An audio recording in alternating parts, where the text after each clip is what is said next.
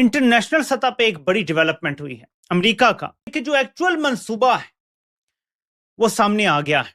जो अमेरिकी है, क्या वाकई आपको लगता है कि कोई किरदार अदा कर सकेगा? कुछ सोर्सेज हैं जिन्होंने ऐसी बात कर दी है कि अब हर डॉट आपस में कनेक्ट होना शुरू हो गया है कि देखिए भारत को खुश करने के लिए क्या क्या कदम उठाए जा रहे हैं अमेरिका के द्वारा, या फिर एक नया फ्रेमवर्क है। हम कह सकते हैं कि अमेरिकी मदद के तहफ्फुज के लिए कई बार हम ये भी कहते हैं कि टाइम बाय करने के लिए आपने कुछ ना कुछ एक्टिविटी करनी होती है। अमेरिकी सीनेट भारत को बधाई देने का एक प्रस्ताव पारित कर देता है। बयान सामने आया है, ये कोई ऐसे बयान सामने नहीं आया, भी कुछ किया है। लेकिन सबसे पहले आपको बताते हैं कि 77वें गणतंत्र दिवस के मौके पर भारत को सम्मानित करने के लिए भारत के सम्मान में अमेरिका के वॉशिंगटन राज्य की सीनेट द्वारा एक विशेष प्रस्ताव पारित किया गया। दरअसल भारत अमेरिकी संबंधों को मजबूत करने, भारतीय डायस्पोरा की भूमिका और सांस्कृतिक आदान प्रदान जिस तरह से बढ़ाने की कोशिश की जा रही है उसको लेकर जानकारी है। ये बयान सामने आने के बाद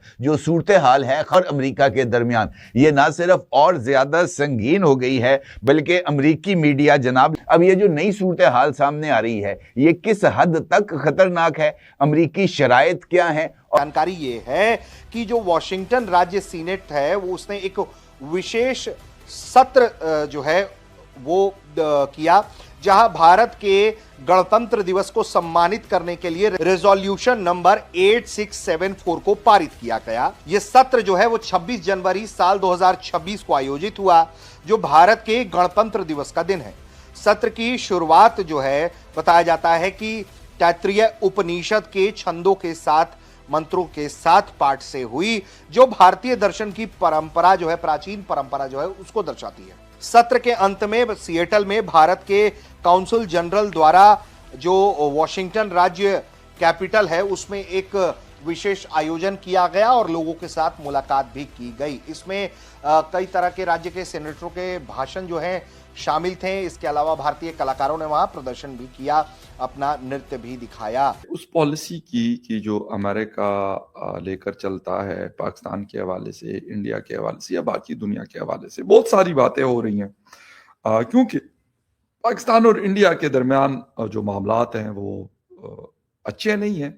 अभी रिसेंटली कुछ महीने पहले आपस में काफ़ी बड़ी जंग हुई दोनों कंट्रीज के दरमियान और उससे जो हालात थे वो मज़ीद बिगड़ गए।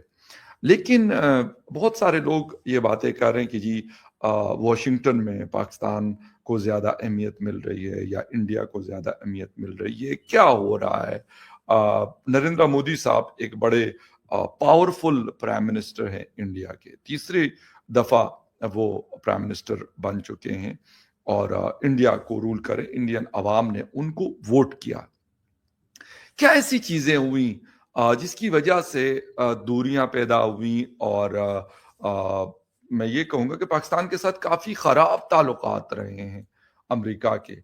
कहा यह भी जा रहा है कि क्या पाकिस्तान की अमेरिका पॉलिसी वाकई सक्सेसफुल जा रही है, कामयाब हो रही है।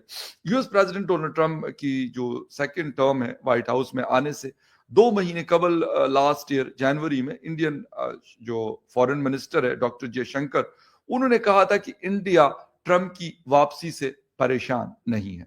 उनका कहना था कि मैं जानता हूं कि बहुत से ममालिक आज अमेरिका के बारे में परेशान हैं, लेकिन सच कहूं तो हम इन ममालिक में शामिल नहीं।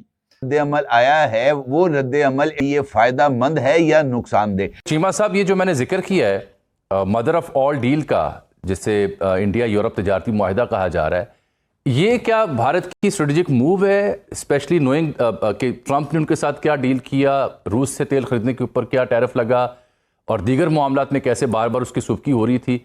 So what exactly is this? इसका पाकिस्तान के मामलात के ऊपर कोई असर है? बहुत शुक्रिया जामी साहब। देखिए, पहली बात तो ये है कि आपको थोड़ा ये समझना पड़ेगा कि इंडिया बहुत सारे ममालिक के साथ फ्री ट्रेड एग्रीमेंट कर रहा था। इससे पहले बरतानिया के साथ हुआ, यूरोपियन यूनियन के साथ काफी देर से वो लगे हुए थे और मसला ये है कि वेस्टर्न वर्ल्ड के पास चॉइस बड़ी कम है। एक तो जैसे फॉर एग्जांपल अमेरिका में जो है ट्रम्प साहब आए तो इकोनॉमिक प्रोटेक्शनिज्म की बातें हुई, डी ग्लोबलाइजेशन की बातें हुई, टैरिफ वॉर शुरू हो गई, और जो यूरोपियन यूनियन है इसकी लिमिटेशन है, ये हर तरह का कारोबार चाइना के साथ नहीं कर सकता।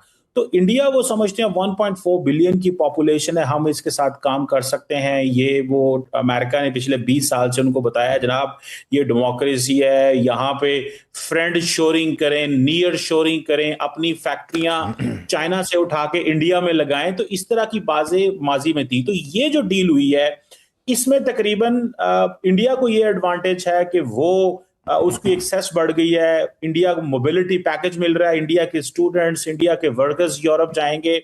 और दूसरी इंपॉर्टेंट चीज ये है कि ये यूरोप ये चाहता है कि जैसे जैसे चाइना के जो मैरीटाइम फुटप्रिंट बढ़ रहे हैं उसकी जो ग्लोबल सप्लाई चेन है वो भी मुतासर हो सकती है। तो वो समझते हैं इंडिया के साथ मिलके वो अपनी cyber security and maritime security काम कर सकते हैं। तो इस चीज के लिए, और फिर इंडिया की पॉपुलेशन ज्यादा है और वो समझते हैं कि इनकी कैपेबिलिटी भी है। तो मेरा ख्याल है इस सेंस में इसको देखा जा रहा है। पाकिस्तान को इसमें कोई वरी होने की जरूरत नहीं है, बिकॉज ये प्योर एक बिजनेस डील्स के एंगल से मैं चीजें। कमर साहब, अब ये जो नई बिसात है जो इंडिया की यूरोप की, जिसके ऊपर बात भी हो रही है, ये इससे knowing the current American president Donald Trump जो एजिटेट फॉरन हो जाती हैं, रिएक्ट भी करते हैं, डू यू एक्सपेक्ट कि ट्रंप इससे मजीद मुश्किल हो सकते हैं, रिएक्ट कर सकते हैं?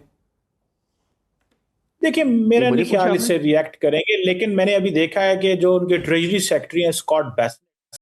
नमस्कार दोस्तों, जय हिंद। दोस्तों, वाशिंगटन में एक बहुत बड़ा कारनामा हुआ है जहां पर अमेरिकी सीनेट में भारत के लिए एक ऐसा रेजुलेशन पास हुआ जिसे देखकर सभी लोग दंग है कि आखिर इसकी ज़रूरत क्या थी।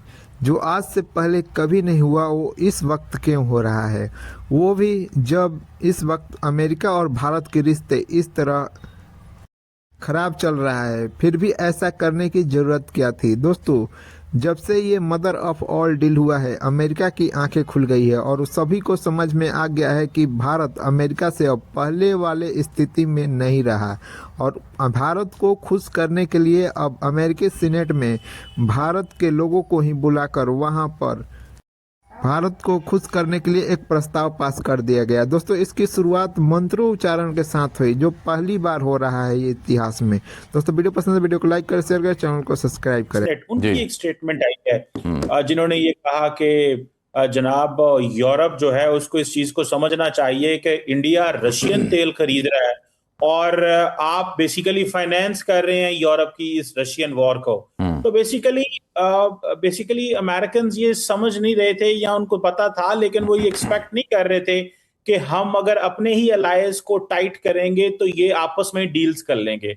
फॉर एग्जांपल, अगले दिन कैनेडियन प्राइम मिनिस्टर अगर चाइना में थे तो ट्रम्प ने सीधी सीधी धमकी लगा दी कि मैं आपके ऊपर सैंक्शंस लगा दूंगा, 100% टैरिफ कर दूंगा। अब इंडिया और यूरोपियन यूनियन पे वो कर नहीं सकते, तो मुश्किल काम है करना। लेकिन जैसे फॉर एग्जांपल अभी अमेरिकन ने ये भी कहा है कि हम 25% जो टैरिफ थे इंडिया के ऊपर वो कम कर सकते हैं, बिकॉज अब इंडियंस कम तेल खरीद रहे हैं